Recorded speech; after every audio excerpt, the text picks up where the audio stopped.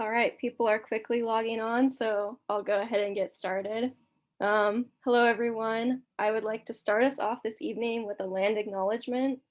I would like to offer gratitude to the land itself for those who have lived here in Oregon since time immemorial, including the Klamath Tribes, who are our esteemed guests today.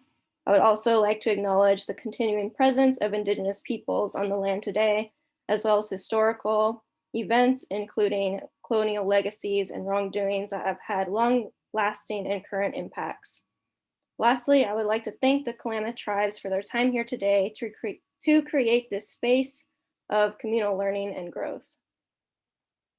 The Klamath Basin is an incredibly biologically diverse area in the Oregon and California border on the east side of the Cascades. It was once home to millions of acres of lakes, wetlands, and free-flowing rivers, an incredible abundance of fish and wildlife. This abundance, in turn, supported Native American communities from the headwaters of the basin all the way to the Pacific Ocean.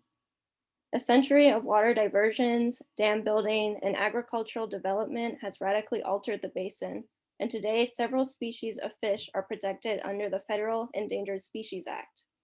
This is what we will be talking about tonight. To our audience, thank you all for joining us today for the Killing of the Klamath webcast. My name is Allie Fisher, and I'll be your MC for tonight. I'm currently the Climate and Communications intern for Oregon Wild, and I'll be soon transitioning to a full-time position. Tonight, I'm honored to introduce our very special guests from the Klamath Tribes. Here we have Alex Gagne, the Klamath Tribes Senior Fishery Biologist, and we also have the Klamath Tribes Council Member Clay Dumont. We are also joined by our very own Oregon Wild staffer, Steve Pettery, the Conservation Director. Lastly, a recording of this program will be emailed out tomorrow or the next day and will be posted on our website, oregonwild.org, in the Wild blog. Additionally, you can also enter your questions at any time. We do normally get a flood of questions right at the end of the presentation, so the sooner you get those in, the easier it is for us to organize those. Now I'll pass it off to our first panelist. Okay, I have not been introduced. My name is Mark, and I've been working with the Klamath Tribes for a couple of years. And as you probably know from the announcement, the first order of business is we're all gonna view a 20-minute film together that's been 2 or 3 years in the making and has really been something that we've all been very excited about, really telling the story of what's going on in the Klamath Basin in a very dramatic way. So if you bear with us, obviously we're dealing with technology here, and we've tested out this film quite a few times. There may be take a few moments for it all to come together with the video and the audio. So just bear with us. And then afterwards, we're going to hear kind of a current status report of what's going on from Alex Gagne and from Councilmember Clay Dumont. So with that, I'm going to share my screen and start playing the film. Thanks everybody in advance for your patience.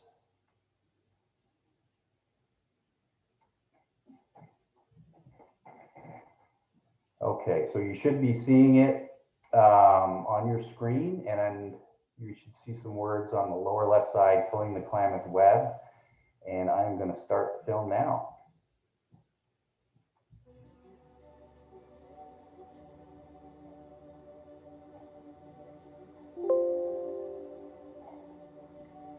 Today, I'm going to tell you the history of our people as we lived here, this place we call Nalox.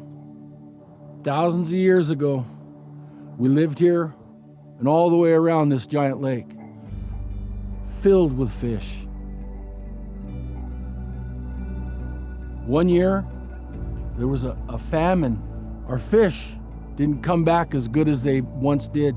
And so we struggled trying to survive, not having anything to eat. To make matters worse, there was a giant serpent that lived in these rocks, and the serpent would come down and prey on our people. Our creator, Kmokopsh, was watching this the whole time, and he drew this obsidian ceremonial knife, and he grabbed the snake and he cut it into many, many pieces. And he turned to the lake and he threw the pieces out into the lake. And he had taken the pieces of the serpent and turned it into our chwam, a returning of our fish. And he told us we are attached to him physically and spiritually. And so when these fish suffer, we ourselves suffer as a people.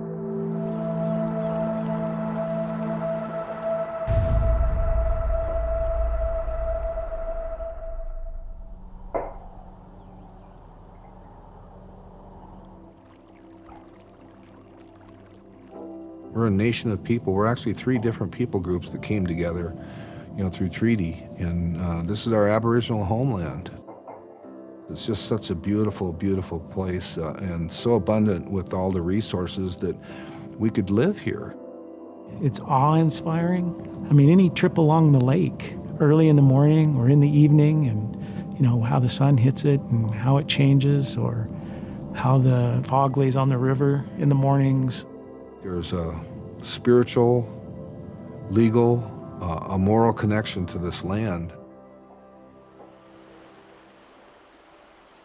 We've always been here. We don't have any other spot. This place is in our DNA. This water is our DNA. This land is our DNA. We have very unique species of beautiful fish. We call them chwam, Koptu, yen, suckers. The fish are something that our ancestors depended on, at the end of long winters. Huge, huge food source, protein source, right at the time of the year when it was very much needed. That was your survival. You could depend on fish for food to eat. The chwam and Koptu are found only in the upper Klamath Basin, nowhere else in the world and probably the universe, which means they're endemic, which means they're uniquely adapted to this particular environment. In the spring, it usually ends up around the 3rd week in March that we have our Return of Chwam ceremony. Would seek the Creator, and they would fast and they'd pray and they'd come back together. The pure intent of that was to thank our Creator for the fish. It's important for us to have the ceremony every year. It's through our stories passed down that we get our instruction.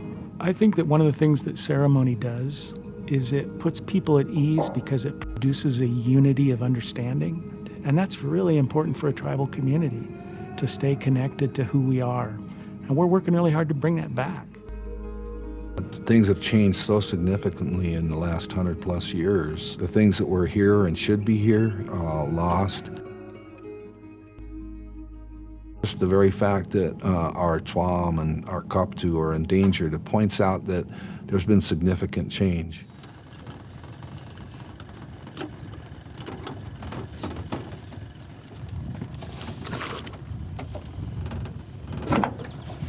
So over the course of the last 150 years or so, all of the erosion has deposited this what we call diatomaceous ooze, and it happens to be naturally high in phosphorus. Each year, most of the time, I believe it's been every year for the last few years, the lake gets listed by the county health department as essentially a toxic water body. There's advice, obviously, not to drink the water. Don't let your dogs drink the water. Don't let your kids swim in the lake. Don't touch the water. It's poison, essentially. If you get close to it, it doesn't smell very good, for one, and it's green. Can't really swim in it, but if anyone wants to jump in there, go ahead, but I'm not jumping in that lake. It contains a neurotoxin that we water our food with. That strikes me as absurd. When you talk to our elders, they'll tell you they used to swim there. My dad used to train swimming across there, right? Those are things now you wouldn't even let your animal touch it. So, of course, it's horrible. It's depressing. Water becomes such a critical resource for farming, for ranching, for the health of the stream, for the health of the lakes, for certainly for the fish. A lot of issues at this point have to do with water pollution and water that is not clean enough for our fish. I don't think Oregonians want to see this sort of situation occurring.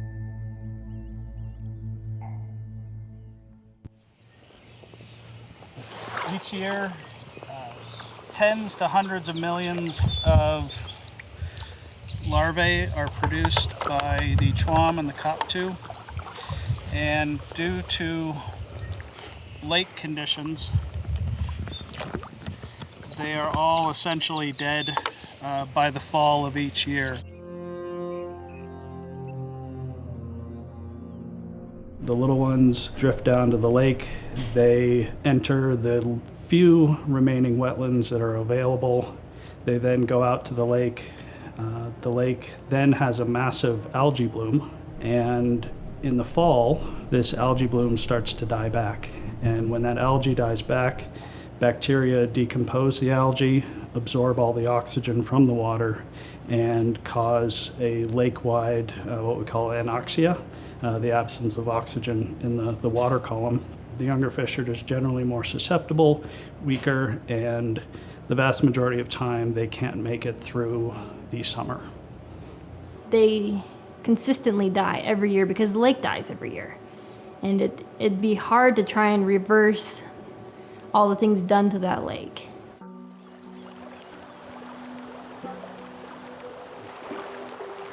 Yeah. You know, they're always under stress here in the lake. And just coming here, it looks like it's so beautiful, unless you really look close and smell the water. If the fish die, the people die. You know, we see the signs, you know, they're getting pretty sick. It's the canary in the coal mine. It's had a significant impact on our native people. You know, we have heart disease, diabetes, obesity issues. We've got things that were foreign to us. Our people are dying. We didn't grow up on animals like pigs and cattle. Chwam were so multiple. That is what I feel is important to us to restore our health. It's one of about 35,000 that are left on the planet. Those fish are bottom feeders. They're natural filters. They clean the rivers. They clean the lake. That's what their purpose is. These fish are worth saving because they're part of this ecosystem. Generally speaking, they were all born in 1991 or 1993, typically. So all of them are very old, very tired. In a normal scenario, each year you would see the bulk of the adults show up, but you'd also see a fairly large number of young fish moving up with those adults. And we very, very rarely see younger fish that are joining those large adult fish. The youngest of the suckers, this is 25 years old. And to me, that was a 5-alarm fire. The older fish that are doing the spawning are nearing the end of their life cycle. And so if we don't have successful, the biologists call it recruitment, right? Then we're going to lose them in the wild. If we all don't act now, these fish will most likely be extinct in less than 10 years.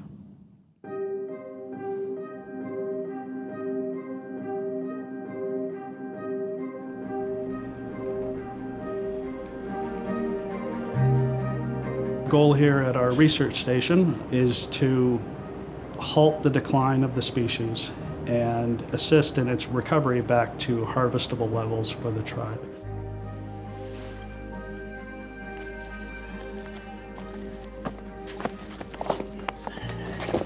These are the larvae that were collected in May 2020.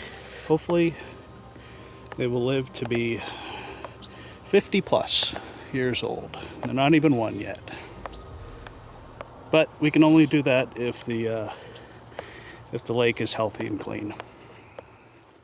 You'll hear that the fish aren't able to reproduce, and they haven't reproduced for decades, right? And we strongly believe, of course, that that's related to water quality.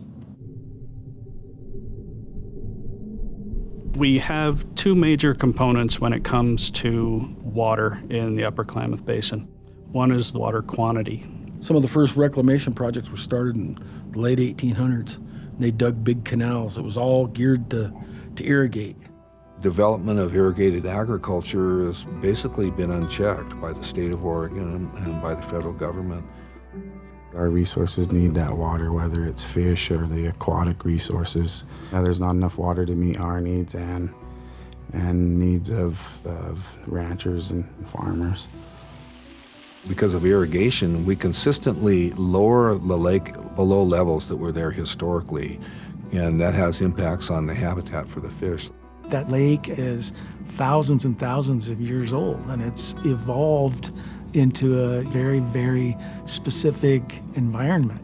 And to reduce all of that complexity that's come about over thousands of years to simply an irrigation trough is just foolish.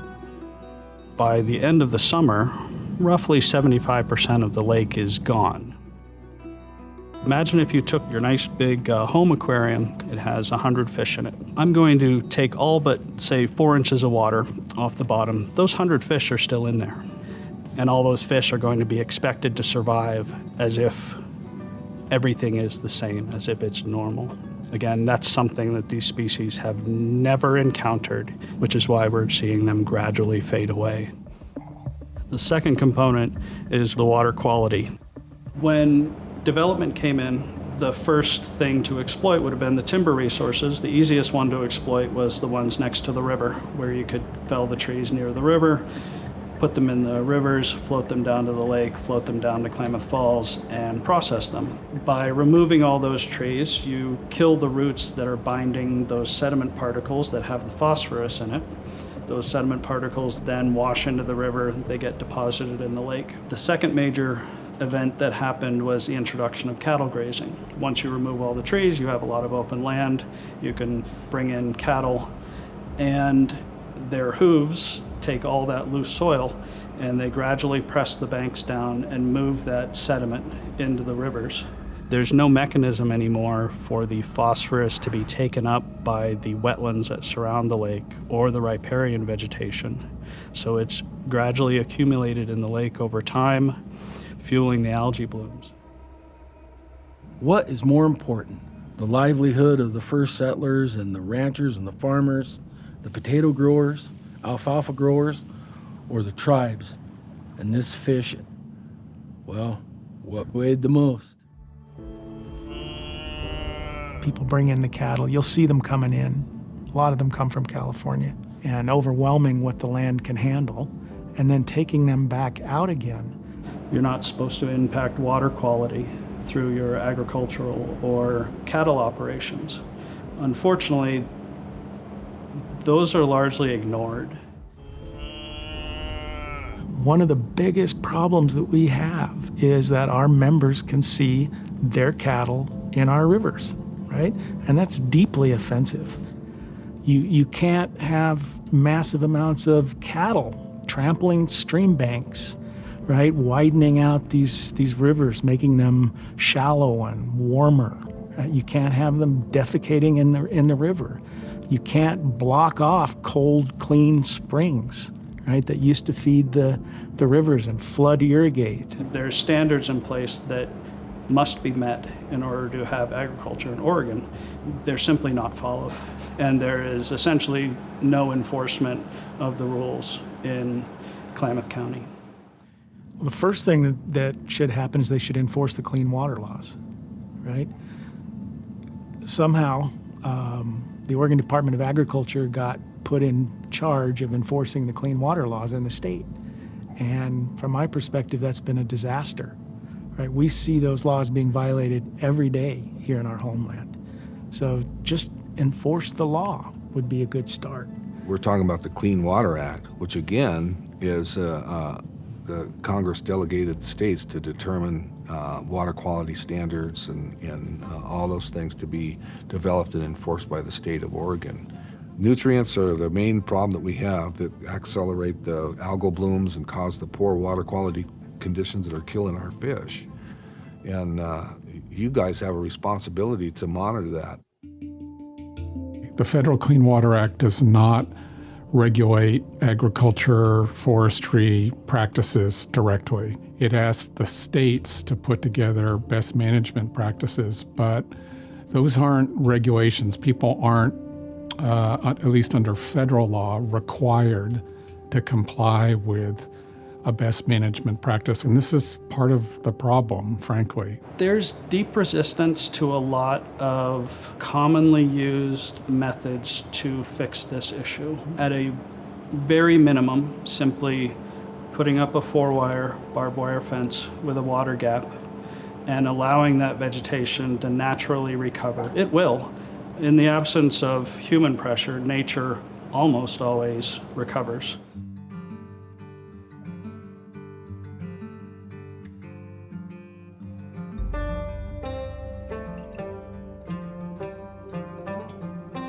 I have maintained the fences, put fences along both sides of the river. I keep the cattle off of the river. On this side of the river, I've put in a place for the cattle to water. It was relatively inexpensive. There wasn't a lot of engineering thought process that had to go into it. It was just common sense and logic. I had to come to the realization that I am an Indian, and I'm proud of this land right here, and I'm proud of my heritage, and I'm proud that I can run cattle right here, and I have the knowledge to do it. You can do this. The way I've done it was inexpensive. Instead of them going, I just need to fence this and control the grazing and restore the system just because it's the right thing to do, some people have said, well, if I get water, I'll do that. And the government has to pay for it. And so that's what we're dealing with. So the state of Oregon is, I guess, basically charged with regulation, and there's various loopholes, there's various laws that need to be changed and addressed. In simple terms, the state can tell farmers to stop carrying out practices that are putting pollution into our rivers. They don't want to hear from the Department of Agriculture if they're telling them there's a problem with livestock in the river. I know the watermaster's been threatened, and I've heard other agency personnel being threatened recently also. Important point here, though, is Department of Agriculture can't require somebody to fence. They could require somebody to keep their cattle out of a stream, but they can't specifically say you have to put up a fence. In order to get a rancher to stop, we have to have evidence that shows that they've been letting their cattle get into a stream. Yeah, we filmed a lot of it. I would love to see the film. That actually would be helpful for us.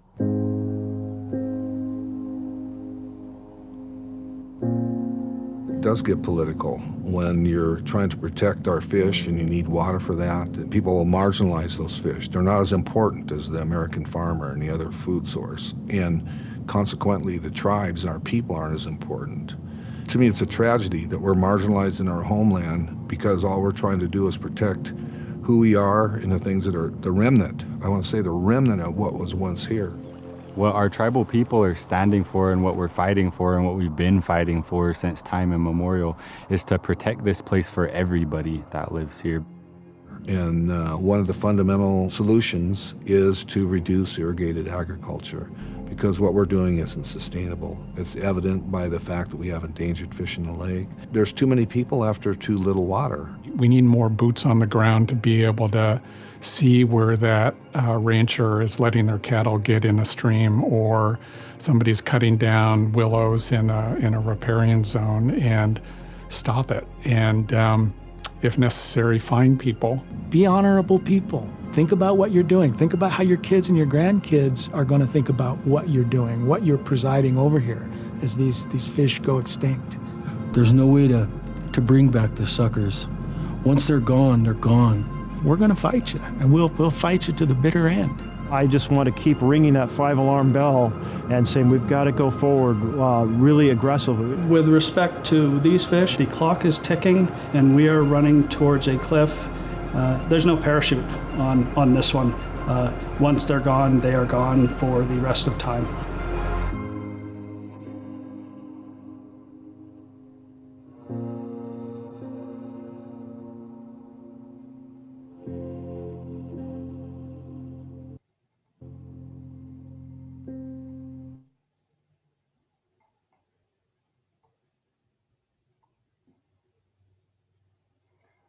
Okay, we're back.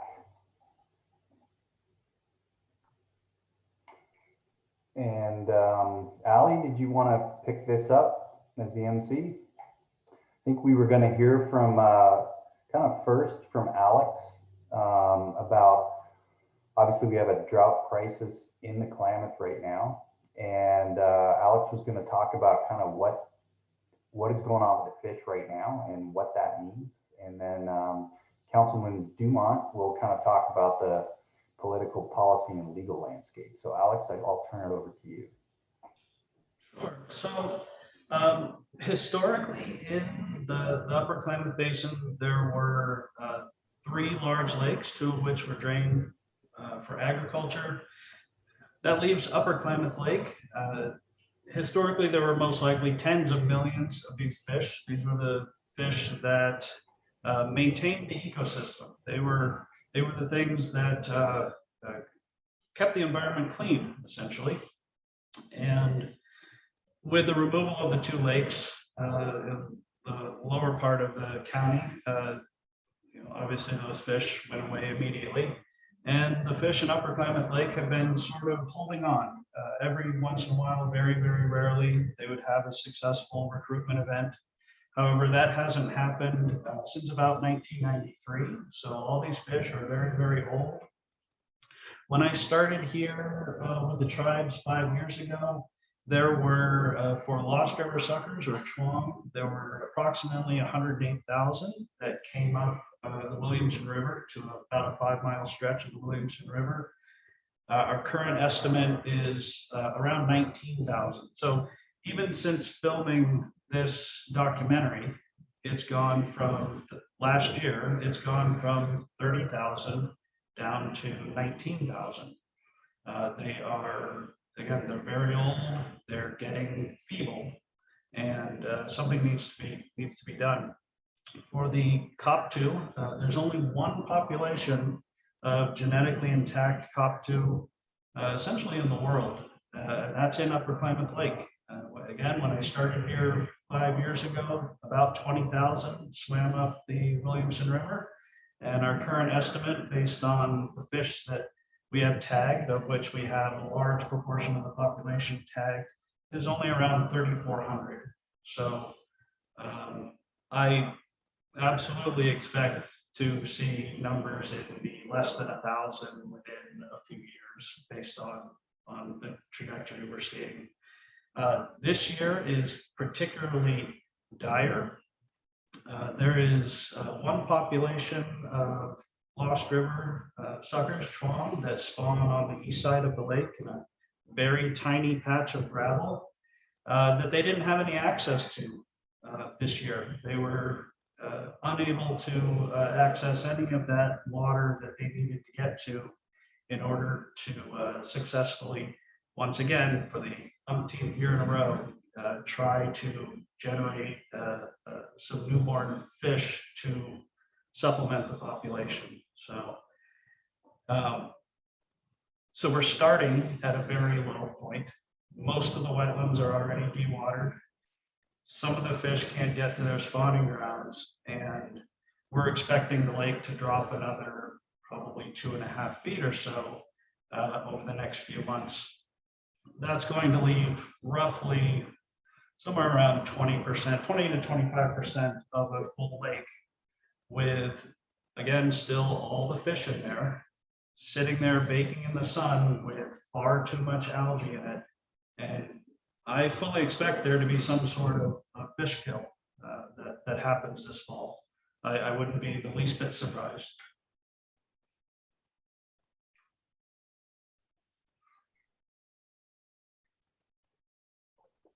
So, Wakwisad, greetings everyone. Gawasasis, Clay Dumont. My name is Clay Dumont. I want to say Sapkecha, thank you very much for inviting us, Oregon Wild, and for all the folks who are watching and who care about what's happening here in our homeland. You know, I want to say that, as was mentioned a moment ago, you know, we're engaged in a series of lawsuits and have been for a long time we feel like we're out here on an island oftentimes. If you know about the state, the eastern side is quite conservative politically. Agriculture has a lot more money than the Klamath Tribes, and so they have the political power that goes with that money. The most recent legal fight that we're in right now has to do with the Endangered Species Act. Unfortunately, we don't have a lot of power to control the quality of the water. The only thing that we really have much say in at this point is how much water is in the lake. And our very capable scientists have pointed out to us that there's a kind of a sweet spot where, given all of the pollution, given the degradation of the stream banks and the wetlands and the nutrient loading that occurs, if we can keep this lake levels at a certain place, given the other elements, sun and wind, that there's a lesser chance of these toxic algae blooms occurring. So that's what we're trying to do now, keep the lake level at a place that will allow spawning of the fish. They spawn along the gravelly banks and near the springs. And we haven't been able to keep the lakes at a level high enough for them to do that. Part of the issue is that the Endangered Species Act, for all the notoriety, isn't as strong as one would think it is. Along with part of the Endangered Species Act is what are called biological opinions. So in the lake, the U.S. Fish and Wildlife Service is responsible for creating a biological opinion. And that biological opinion has consistently been what they call a no jeopardy opinion, meaning that they are not going to put the species in jeopardy with the way that they're managing the lake. And I'll be honest with you, that's a joke, a bad joke. What they're doing is not planning for the restoration of the health of the fish. What they're really doing is the minimum, and that's really about political pressure. It's about trying to find a way not to get in trouble, given the context of the law, with the way they manage the lake. And that's really a sad state of affairs. At this point, with the drought and with the political pressure that's being put out there, we're not even meeting the minimums of the biological opinion, which is inadequate to start with. There's been so much degradation up and down the ecosystem, from the ocean clear up to the headwaters, the springs that are in our country, that you now have a situation where all species up and down the ecosystem are pitted against each other. Some of you may know that the downriver tribes, who are our brothers and sisters, are trying desperately to take care of the salmon, and we care deeply about that as well. But things are so bad that there's just not enough water to go around. The dams contribute to all of that. We could talk a lot about the different kinds of environmental issues. I guess the last thing I want to say, and then I'll try to leave room for questions, is that we're currently very worried about groundwater. One of the ways that agriculture has responded to our attempts to enforce our water rights is by increasing the mining of groundwater. So one of the reasons we think hydrologists are telling us the lake isn't filling as quickly as it should isn't simply from the drought, but also from groundwater mining that's going on up above the lake and around the tributaries.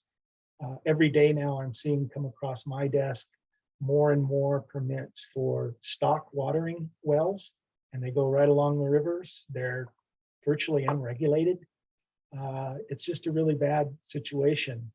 What we need is what's called a critical groundwater designation, and we need our legislators to push on that.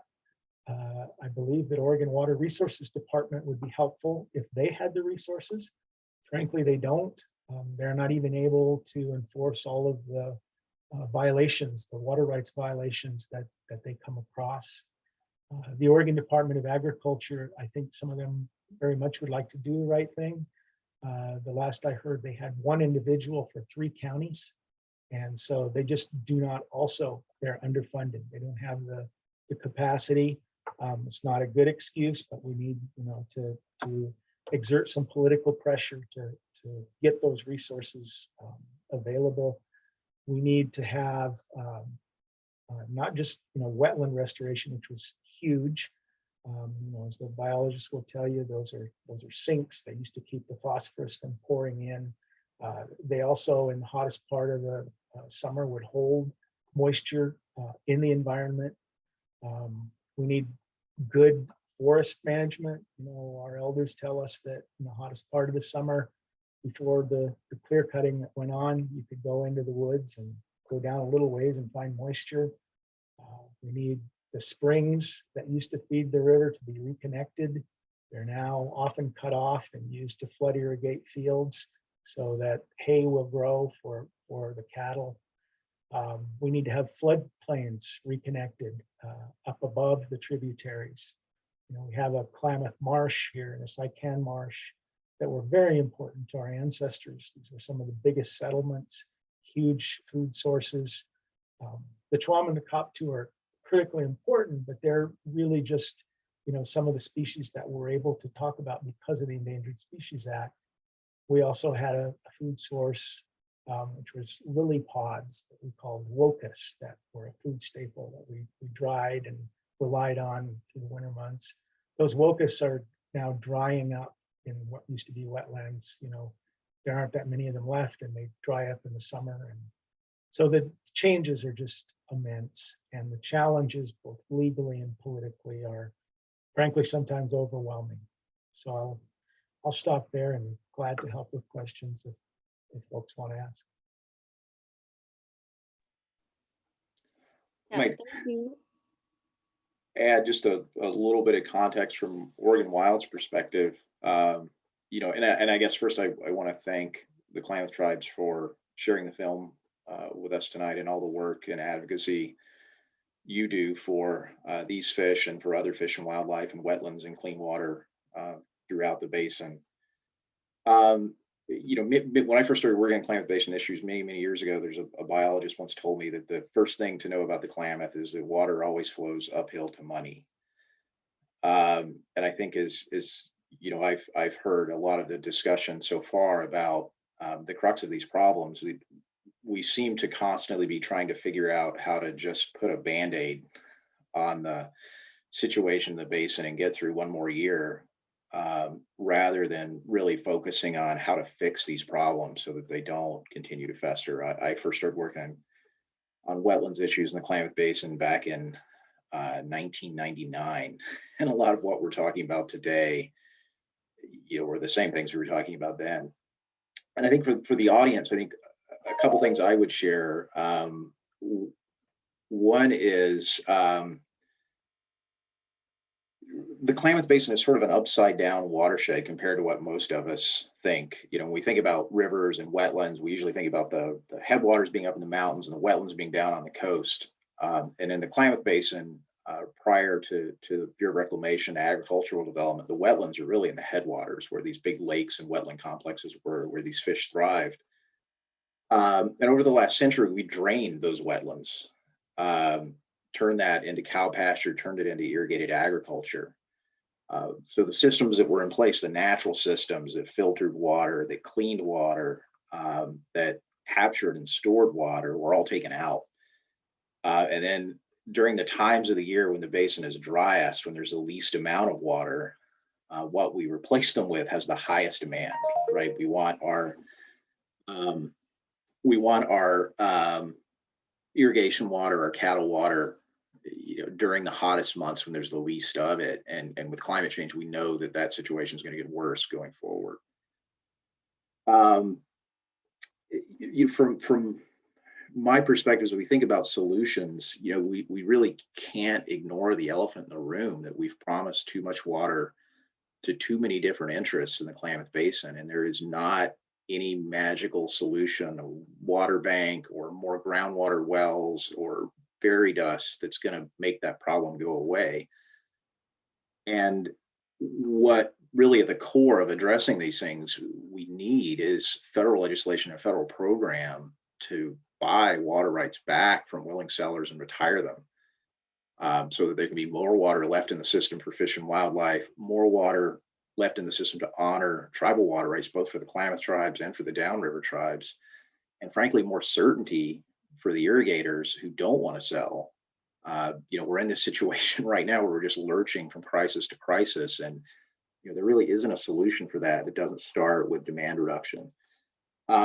Just a couple other things that I would flag that I think are really important for the audience to know. We're really talking about the headwaters of this basin. This is all upstream of the Klamath River hydroelectric dams that will be coming out. Taking those dams out is very important for water quality in the river. It's very important for getting salmon back in the upper basin. But what those salmon encounter once they get past the dams, once they get into the headwaters again, is really governed by what we do with the demand for water, with wetlands, with water quality. And then because it's the issue that's near and dear to Oregon Wild's heart, these wetlands are the natural filters for this system. They're also habitat, not just for fish, but for birds on the Pacific Flyway. Biologists at one time called these wetland complexes in the Klamath Basin the Everglades of the West. It was really this pinch point on the Pacific Flyway where millions of waterfowl every year came to rest, to feed, to raise their young. And we've lost most of that. We're down to just a fraction of what was there. Even when I started working on wildlife issues in the basin, wetland issues 20 years ago. And, from my perspective, looking ahead, we need decision makers, particularly in the congressional delegation and with the Biden administration, to start taking that demand problem seriously and to look at federal legislation to help us solve that. And then at the state level, we really need, as has already been said, the Oregon governor and her administration through Department of Ag and Department of Environmental Quality and the Water Resources Department to actually enforce water rights, to actually enforce clean water laws, to work with landowners to fence cows out of rivers. It's great to have programs where we start with voluntary measures and trying to work with folks who want to do the right thing, but we also have to have a baseline.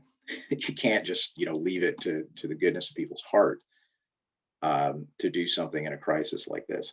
So I'll just close in the next couple of days. Look for an action alert. If you're on Oregon Wild's email list, you'll be getting an alert from us. If you're not, please get on it with some actions you can take to help address this crisis, to put some pressure on our elected officials to actually take some meaningful action to address both the water demand side, and then the wetland and water pollution issues as well. Yeah, thank you all for your remarks. I'm going to open it up to questions now. So the first question that I got from the audience was, what are the key actions needed to restore the health of the Upper Klamath Lake?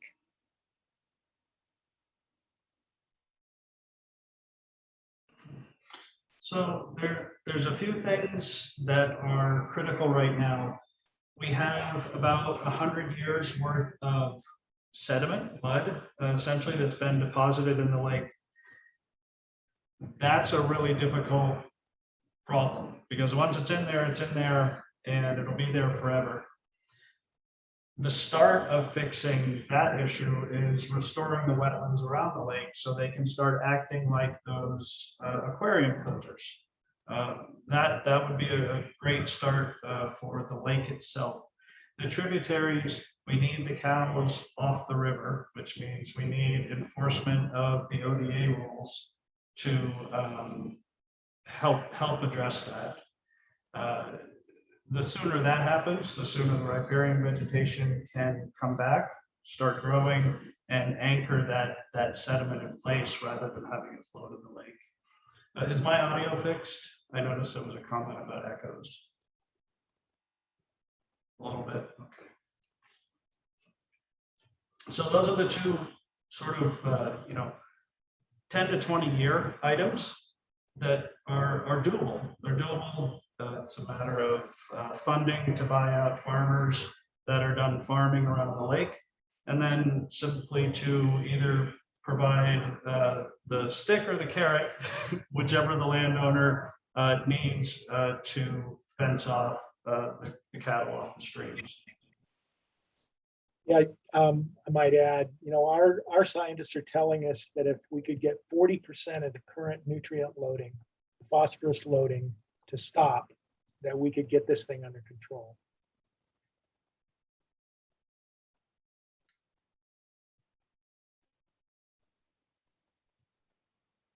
All right. The next question that I'm also very interested to know about is, what does the new administration and having Deb Howland as the Secretary of the Interior mean for the tribe's effort to save the fish and restore the health of the Upper Klamath Lake? I'll take that one. You know, we're very, very excited about Secretary Holland's appointment and encouraged, I'd say, by simply the change in tone, the way that we're being treated and consulted with, you know, as opposed to the previous administration.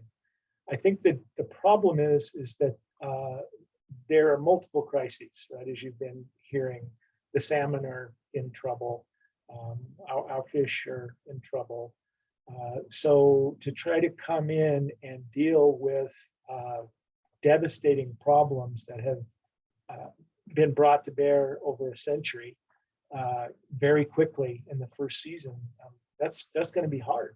You know, like I said, unfortunately right now, because the salmon need the water and the Tuam and the Koptu need the water, it makes it really difficult to try to manage that situation. So what we've got to do is we've got to get the long-term sustainability going as quickly as possible. And we're hopeful that, you know, our senators and the federal branch, right, the executive branch, will help with those kinds of resources. You know, if it's buying out the overextended water rights, if it's giving us money for restoration, you know, of the wetlands, there's lots of work that can be done, and I'm just hoping that, you know, we can follow through with that. I would just add, you know, Oregon Wild has been involved in litigation against the federal government over wetlands in the Klamath Basin for a long time. And, you know, I think one of the things we're optimistic about with the new administration is it certainly feels like the Fish and Wildlife Service is starting to think, at least with the refuges further south on the California border, a little more creatively. I mean, we're still in court. We're still arguing over whether those refuges should be managed for wildlife or for agriculture. But you know, we have seen this proposal from the California Waterfowl Association to purchase water rights from agricultural interests and transfer them to the refuges for wetland and wildlife interests. And you know, it's a very small start. But at the core, you know, that's really the elephant in the room that everybody knows needs to happen. We just haven't been able to do it. And, you know, they're using private money, I think, for the first stage of that, but they're looking for federal money to expand it. And, you know, when I think about the new administration and actually allowing for some creative thinking and some actual willingness to address the core problems, you know, that seems like one of the biggest opportunities that Secretary Howland has of just, you know, there's a new sheriff in town and there's going to be an opportunity for the folks in the agencies who actually want to solve these problems versus perpetuating them to come up with some policies that do that. And I want to make sure I'm not misunderstood. You know, we talk regularly with downriver tribes, and we all know that we're in a situation that's not of our making. And you know that we're all doing the best that we can to take care of our homelands and our people and our culture. So even though we're all in this bad situation, you know, we talk among ourselves, and there's nothing but goodwill. Thank you. Yeah, Steve, you mentioned before a little bit about the dams coming out of the Klamath River. So this question is wondering, what are the hopes and fears surrounding that restoration effort?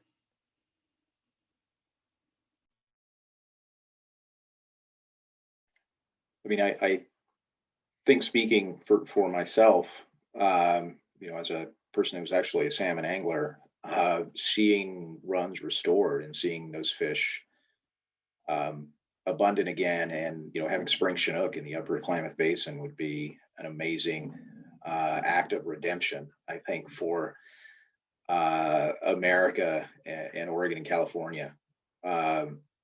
And I think one point people should always remember when we talk about salmon is we have this idea that the salmon just appear from somewhere in the ocean and that they don't have these habitat needs from the reds where the adults build nests and the eggs hatch to their rearing in the rivers to the time they spend in the ocean. And for that effort to be successful, for those fish to get above the dams, we're going to have to solve some of these problems we're talking about. But when you think about the Klamath River, we should all recognize as well that the commercial fishing industry from Fort Bragg, California, all the way up the coast of Oregon depends on fish that come from the Klamath River. The Columbia Basin fish actually end up off the coast of Canada and Southeast Alaska.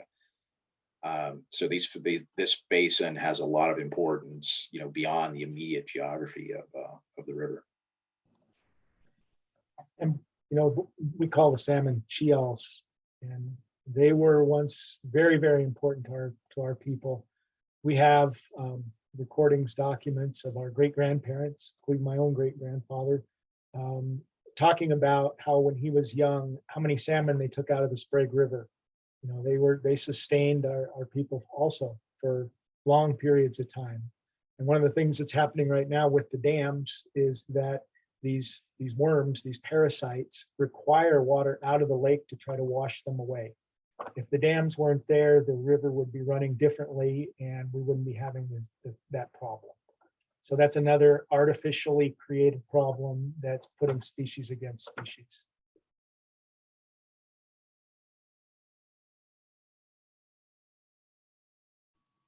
Okay, moving on to the next question.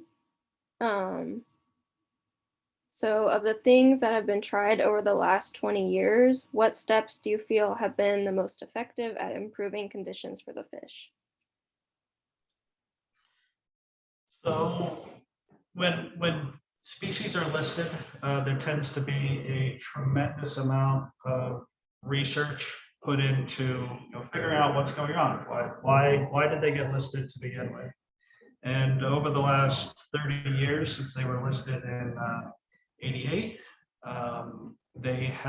it's been largely a research exercise and relatively little actually boots on the ground sort of habitat improvements, which is really what the system needs. This isn't a unique problem. Hypereutrophic lakes have been created all over the world, and a lot of them have been fixed. So it's really a matter of political will and the ability to set aside, since we know what's going on, we know what the problem is, set aside some of that research money and direct it towards wetland restoration, riparian zone habitat improvements. Getting away from the constant endless research would be a benefit here. Research is safe. It's easy to do. When it comes to working with landowners and actually getting things on the ground improved, there's a risk there, and a lot of people don't want to take that risk. But that's what we need.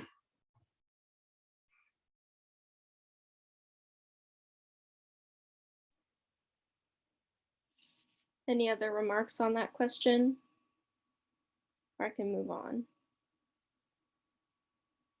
All right, so the next question is, I heard the Bureau of Reclamation is allocating $15 million for local farmers in face of this year's low water and only $3 million to support the Klamath Tribes work for ecosystem management.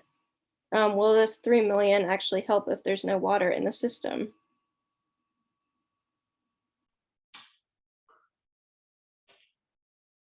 Go ahead, Alex. You know where $3 million unfortunately does not go a long way when we're talking about a reservation that was millions upon millions of acres, and most of it is incredibly altered. So that $3 million would largely go towards, I can't really describe it as anything other than a genetic salvage operation, which is those larvae that we're collecting. We're trying to preserve the remnants of that tapestry of the population that used to exist. It's down to 3 populations of relatively genetically intact fish, and that's where we're at, and most likely that's where that money is going to have to go. We're deeply concerned that we're going to end up with what amounts to a museum population after the wild ones are gone. That's really where it looks like it's headed. I might add that on the political end of things, one of the things that really bothers our members is that, you know, we haven't been able to eat these fish, to catch these fish, you know, since 1986. And you know, the farmers, they get money when they aren't able to grow their crops. We don't wish any harm on anyone. We want people to be able to live and have a livelihood.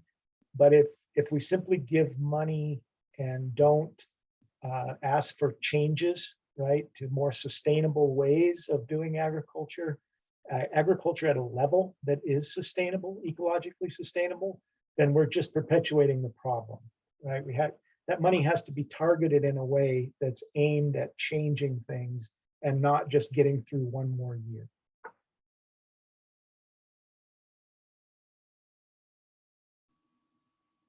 Yeah, thank you all for your very thoughtful responses. It is 7 p.m. now, so I'll start wrapping up the webinar. I just want to say that this has been recorded and will be sent out in the next few days. And also please look for an action alert from Oregon Wild related to this topic. So thank you all for joining today. Thank you, Ancha. Later.